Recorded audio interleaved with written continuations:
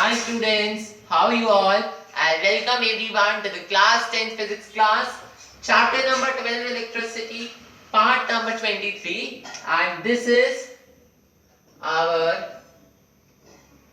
set number 2. Set number 1 में हम applications of heating effect of electric current पढ़ रहे थे, जो हमारा लास्ट टॉपिक था. आज के लेक्चर में हम यही टॉपिक को कंटिन्यू करेंगे और इसके दो पार्ट्स और बचे हैं. इसमें मैंने आपको फर्स्ट पार्ट में बताया था कि heating effect of electric current कैसे यूटिलाइज होता है ना, और इसका 900 डिग्री सेल्सियस का टेम्परेचर होता है. अब इसके सेकंड वाली चीज पर आएंगे.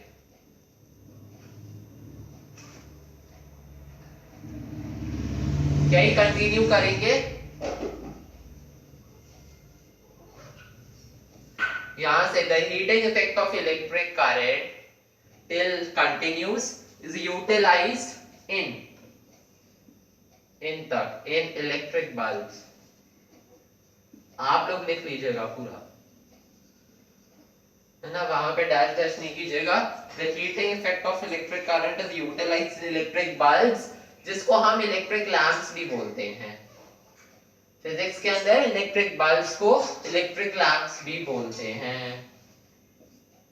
Okay, the heating effect of electric current is utilised in electric bulbs, electric lamps for producing light.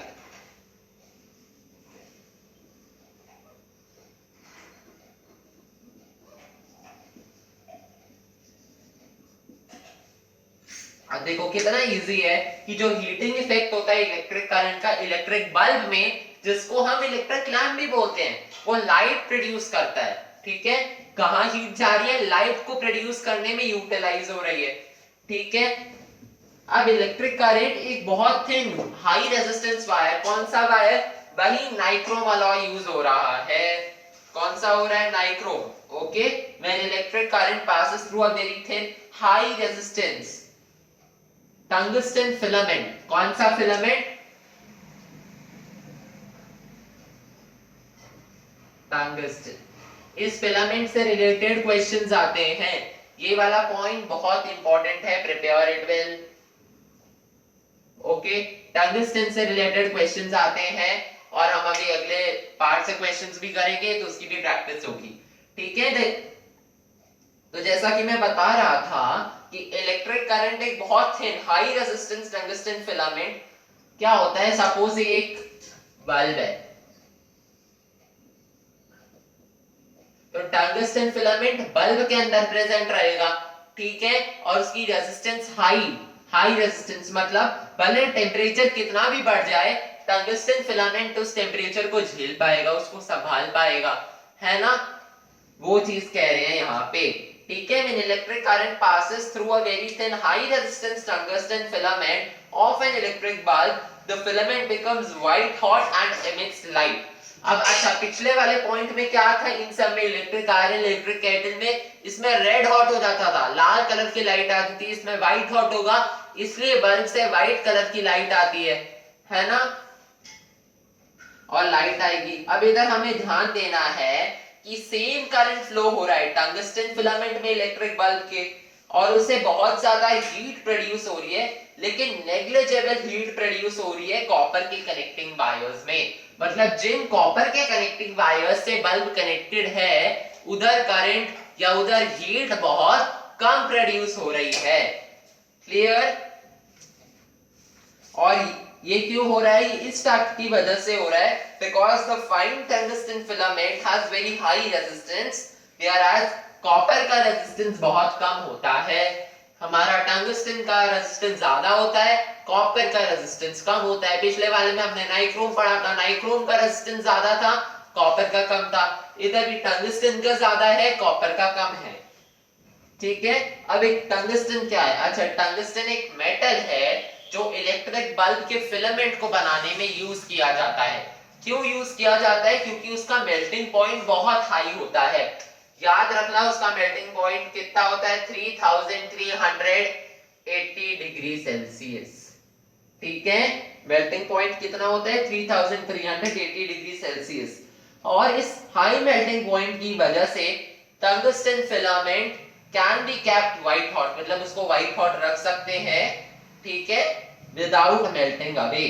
And the other properties of tungsten which make it suitable for making filaments of electric bulbs, which is its high flexibility, वो बहुत flexible होता है, ठीक है। तो हमें दो points पता चल गए। पहला point high melting point, point number 2 good flexibility,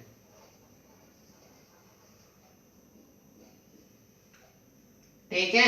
melting point ज्यादा होता है, गुड फ्लेक्सिबिलिटी, दोनों पॉइंट को गार्ड बांध लो, ठीक है, इंपॉर्टेंट पॉइंट्स है, ठीक है। और low rate of evaporation at high temperature, मतलब कि अगर टेम्परेचर ज्यादा होगा तो इवेपोरेशन कम होगा, ठीक है। And please note that when the tungsten filament of an electric bulb becomes white hot and glows to emit light, then its temperature is about 2500 degree Celsius.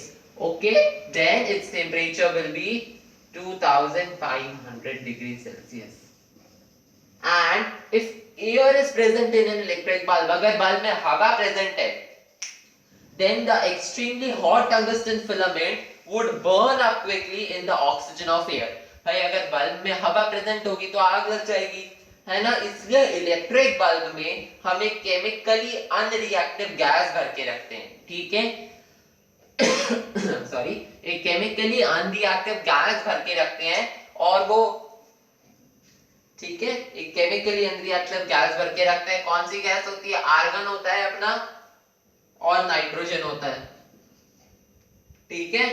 यह दोनों का मिक्सचर भी हो सकता है, मींस आर्गन भी हो सकता है, नाइट्रोजन भी हो सकता है, और आर्गन प्लस नाइट्रोजन भी हो सकता है ना। So the gases like argon and nitrogen do not react with the hot tungsten filament and hence prolong the life of the filament of the electric bulb. और ये चीज भी हमें ध्यान रखनी है कि जो इलेक्ट्रिक पावर कंज्यूम कर रहा है इलेक्ट्रिक बल्ब का फिलामेंट, जिसको हम हीट बोलते हैं, जिसकी वजह से बल्ब हॉट हो जाता है, उसमें small amount of electric power convert हो रही है लाइट में, ठीक है। So the filament type electric bulb are not power efficient. इसका मतलब क्या, वो बहुत सारी, ये तो सेकंड पॉइंट बहुत इंपॉर्टेंट है। इससे एक चीज और पता चल गई कि इलेक्ट्रिक बल्ब पावर एफिशिएंट नहीं होते हैं। ज्यादा लाइट आएगी तो वो किस में कन्वर्ट हो जाएगी? वो लाइट एनर्जी में कन्वर्ट हो जाएगी, ठीक है। और दूसरी तरफ ट्यूबलाइट ज्यादा पावर एफिशिएंट होते हैं, क्यों? क्योंकि उनमें कोई फिलामेंट नहीं होता, ठीक है। याद रखना, क्वेश्चन आ सकता है कि ट्यूबलाइट ज्यादा, क्या ट्यूबलाइट ज्यादा पावर एफिशिएंट क्यों होते हैं? ट्यूबलाइट ज्यादा पावर एफिशिएंट इसलिए होते हैं क्योंकि उनमें फिलामेंट नहीं होता है, बल्कि इलेक्ट्रिक बल्ब्स में फिलामेंट प्रेजेंट होता है। क्लियर? समझ में आ गया? थर्ड पॉइंट पर आए, चलिए कॉपी कर लीजिए।